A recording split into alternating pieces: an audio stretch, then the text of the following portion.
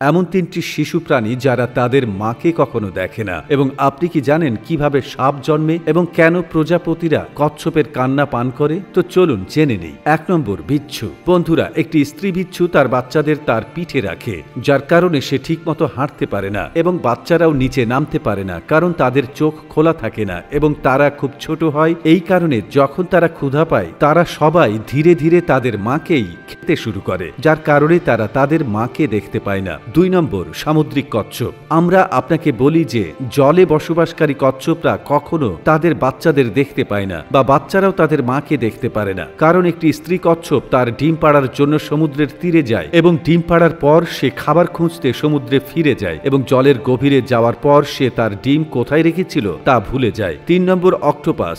Octopus জলে বসবাসকারী একটি অত্যন্ত শান্তিপ্রিয় প্রাণী, যেটি সমুদ্রের অতল গভীরে থাকতে পছন্দ করে। একটি মহিলা অক্টোপাস একেবারে প্রায় ৭০ থেকে ৮০ হাজার ডিম পাড়ে এবং সে তার ডিমের যত্ন নেওয়ার জন্য এক জায়গায় বসে থাকে। কিন্তু দুঃখের বিষয় হলো ডিম ফোটার আগেই স্ত্রী অক্টোপাস ক্ষুধার কারণে মারা যায়। আর বন্ধুরা, তোমরা কি জানো কিভাবে সাপের বাচ্চার জন্ম হয়? আসলে এই পৃথিবীতে বিদ্যমান সব প্রজাতির সাপ একই প্রক্রিয়ার মাধ্যমে সন্তানের জন্ম দেয় না। একটি সাপ কিভাবে তার বাচ্চাদের জন্ম দেবে তা নির্ভর করে তার প্রজাতির উপর, যে এটি ছিদ্রযুক্ত নাকি ওডোভিভিপারাস।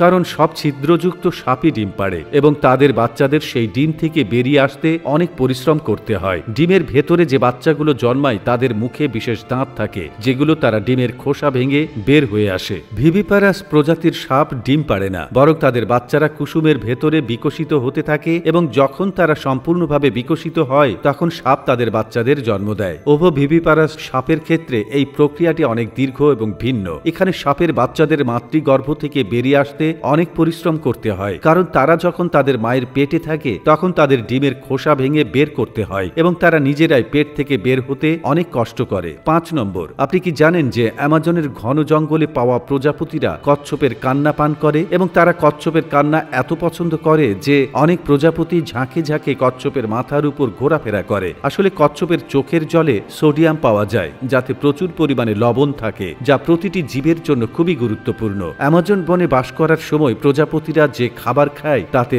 সোডিয়াম পায় না, যার কারণে সে তার শরীরে সোডিয়ামের চাহিদা মেটাতে কচ্ছপের অশ্রু পান করে। আসলে বিজ্ঞানীরা বিশ্বাস করেন যে কচ্ছপরা অন্যান্য প্রাণীর মতো প্রস্রাবের মাধ্যমে অতিরিক্ত লবণ বের করতে সক্ষম হয় না, তবে তাদের চোখের জলের মাধ্যমে তাদের অতিরিক্ত লবণ শরীর থেকে বেরিয়ে আসে এবং তাই প্রজাপতিরা যখন তাদের চোখের জল পান করে তখন তাদের কোনো সমস্যা হয় না। এটা তাদের চোখ পরিষ্কার করে।